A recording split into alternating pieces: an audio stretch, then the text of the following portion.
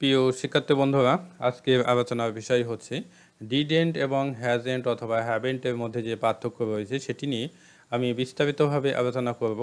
I hope এই video দেখার পর থেকে আপনাদের সম্পূর্ণ কনসেপ্ট ক্লিয়ার হয়ে যাবে এবং এই ভিডিও থেকে আপনারা অনেক কিছু শিখতে পারবেন। তাই আপনাদের প্রতি বিশেষ অনুরোধ থাকবে, আপনারা ভিডিওটি স্কিপ না করে প্রথম থেকে শেষ পর্যন্ত দেখবেন। প্রথমেই দেখেন ডিডেন্ট পাস্ট ইনডিফিনিট টেন্সের নেগেটিভ সেন্টেন্স অথবা ইন্টারোগেটিভ নেগেটিভ সেন্টেন্সে এবং হ্যাজেন্ট অথবা হ্যাভেন্ট প্রেজেন্ট পারফেক্ট টেন্সের নেগেটিভ সেন্টেন্স অথবা ইন্টারোগেটিভ নেগেটিভ সেন্টেন্সে ব্যবহার করা হয়।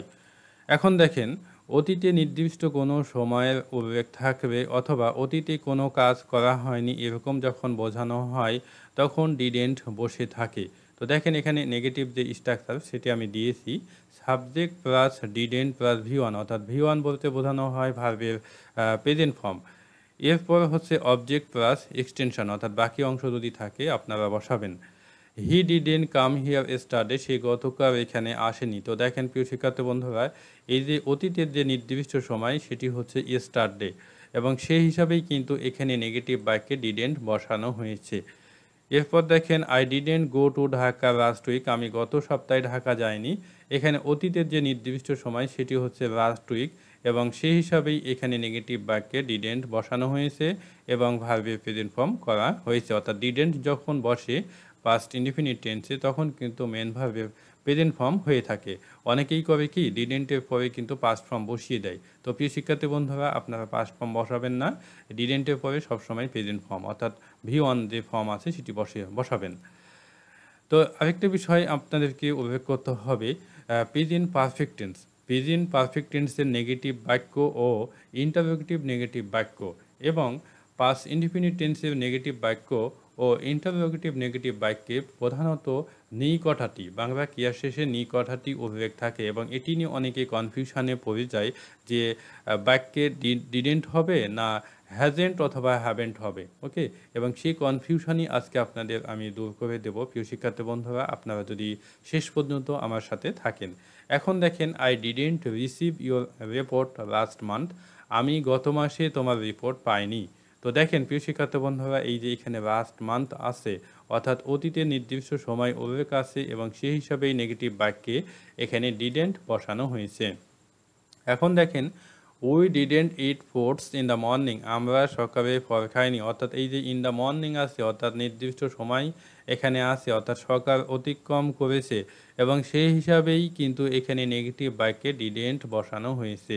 এরপর দেখেন I didn't attend at the conference, আমি সভায় যোগদান করিনি। অর্থাৎ সভা শেষ হয়ে গেছে এবং সভায় যোগদান করার সময় অতিক্রম করেছে এবং ঘটনাটি অতীত হয়ে গেছে এবং সেই হিসাবেই কিন্তু এখানে ডিডেন্ট বসানো হয়েছে এবং মেন ভার্বের প্রেজেন্ট ফর্ম হয়েছে। He didn't become a teacher, সে শিক্ষক হয়নি। অর্থাৎ শিক্ষক হওয়ার সুযোগ ছিল কিন্তু শিক্ষক হয়নি, অর্থাৎ আর সুযোগ নাই এবং অতীত হয়ে গেছে এবং সেই হিসাবেই নেগেটিভ বাক্যে এখানে ডিডেন্ট বসানো হয়েছে। এখন দেখেন ইন্টারোগেটিভ নেগেটিভ স্ট্রাকচার অর্থাৎ প্রশ্নবোধক না বোধক যে গঠন প্রণালী সেটি দেখেন। প্রথমে ডিডেন্ট হবে, এরপর হচ্ছে সাবজেক্ট প্লাস ভি1, অর্থাৎ ভি1 বলতে ভার্বের present form plus object plus extension.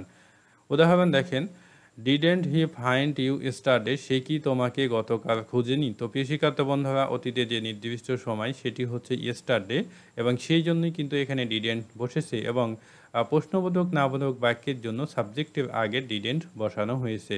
এরপর দেখেন didn't Tamim attend at the meeting last week, Tamim কি গত সপ্তাহে সভায় যোগদান করেনি। তো দেখেন সেম অবস্থা, প্রিয় শিক্ষার্থী বন্ধুরা, এদের লাস্ট উইক আছে অর্থাৎ অতীতে যে নির্দিষ্ট সময় সেটি আছে এবং সেই হিসাবেই কিন্তু এখানে ডিডেন্ট বসেছে এবং বাক্যটি যেহেতু প্রশ্নবোধক না বোধক বাক্য এবং সেই হিসাবেই কিন্তু এখানে সাবজেক্টের আগে ডিডেন্ট বসানো হয়েছে। এখন দেখেন ডিড দিয়ে যদি কোনো প্রশ্ন করা হয় তবে না বোধক উত্তরের ক্ষেত্রেই শুধু আপনাদেরকে ডিডেন্ট বসাতে হবে। তো দেখেন এখানে উদাহরণ দেখেন, did you wait for him yesterday, তুমি কি গতকাল তার জন্য অপেক্ষা করেছো। তো দেখেন এখানে উত্তর দেখেন, I didn't wait for him yesterday, আমি তার জন্য গতকাল অপেক্ষা করিনি। অর্থাৎ না বোধক উত্তরের ক্ষেত্রেই এখানে কিন্তু ডিডেন্ট বসাতে হবে। ওকে, বিষয়টা অবশ্যই মাথায় রাখবেন। এখন দেখেন ডিড হি কল ইউ এগো, সে কি তোমাকে পূর্বে ডেকেছিল। অর্থাৎ এই যে এগো আছে এগো দিয়ে পূর্বে বোঝানো হয়েছে বা অতীতে কোনো কাজ করা বোঝানো হয়েছে। ওকে, এবং সেই হিসাবেই কিন্তু এখানে ডিড দিয়ে প্রশ্ন করা হয়েছে পাস্ট ইনডিফিনিট টেন্সে। এবং নেগেটিভ যে বাক্য অর্থাৎ উত্তর দেওয়ার সময় নেগেটিভ বাক্যে ডিডেন্ট বসানো হয়েছে এবং মেন ভার্বের প্রেজেন্ট ফর্ম করা হয়েছে। এবং নাবোধক উত্তরের ক্ষেত্রেই শুধু এখানে ডিডেন্ট বসেছে। বিষয়টা মাথায় রাখবেন, আপনারা আবার হাবোধক উত্তরের ক্ষেত্রে ডিডেন্ট নিয়ে আসেন না। এখন দেখেন কোনো কাজ করা হয়নি কিন্তু করার সম্ভাবনা আছে, এরকম যখন বোঝানো হয় তখন হ্যাজেন্ট অথবা হ্যাভেন্ট বসে। তো দেখেন এখানে negative structure subject plus haven't অথবা হ্যাজেন্ট, অর্থাৎ হ্যাজেন্ট হচ্ছে থার্ড পারসন সিঙ্গুলার নাম্বারের সাথে বসে থাকে এবং বাকি যত পার্সন আছে সবার সাথে হ্যাভেন্ট বসে। এরপর হচ্ছে V3 অর্থাৎ ভার্বের পাস্ট পার্টিসিপল ফর্ম, এরপর হচ্ছে অবজেক্ট প্লাস এক্সটেনশন। উদাহরণ দেখেন প্রিয় শিক্ষার্থী বন্ধুরা, উদাহরণ দিয়ে আপনাদেরকে বুঝিয়ে দেব। আই হ্যাভেন্ট গান দেয়ার ইয়েট, আমি সেখানে এখনও যাইনি।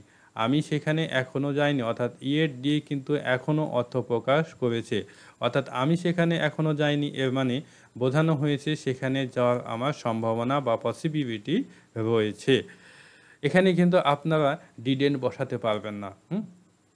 হি hasn't completed the work yet, সে এখনও কাজটি সম্পন্ন করেনি, অর্থাৎ কাজটি সম্পন্ন করেনি এর মানে বোঝানো হয়েছে তার কাজটি সম্পন্ন করার পসিবিলিটি আছে বা সম্ভাবনা রয়েছে, যেহেতু এখানে এখনও কথাটি উল্লেখ রয়েছে।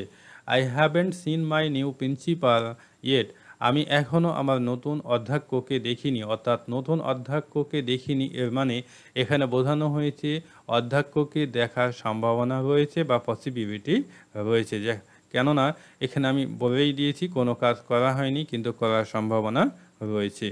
এখন দেখেন ইন্টারোগেটিভ নেগেটিভ অর্থাৎ প্রশ্নবোধক নাবোধক যে গঠন প্রণালী সেটি দেখেন। প্রথমেই হ্যাভেন্ট অথবা হ্যাজেন্ট বসে, এরপর হচ্ছে subject plus V3 plus object plus extension plus প্রশ্নবোধক চিহ্ন।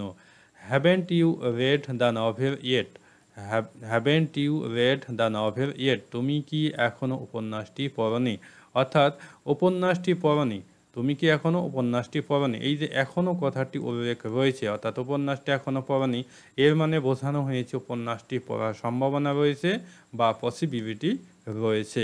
যদি পসিবিলিটি না থাকতো তাহলে কিন্তু পাস্ট ইনডিফিনিট টেন্সে ইউজ করতে হতো।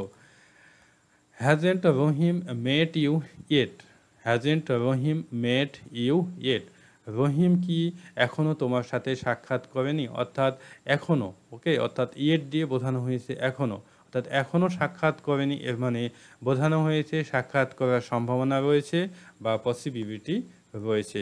প্রিয় শিক্ষার্থী বন্ধুরা, আজকে পর্যন্তই। আই হোপ আপনারা বিষয়টা বুঝে গেছেন। এরপরে যদি কোনো সমস্যা থাকে অবশ্যই কমেন্টের মাধ্যমে জানাবেন, আমি চেষ্টা করব আপনাদের কমেন্টের উত্তর দেওয়ার। বেস্ট অফ লাক, ভালো থাকবেন, আল্লাহ হাফেজ।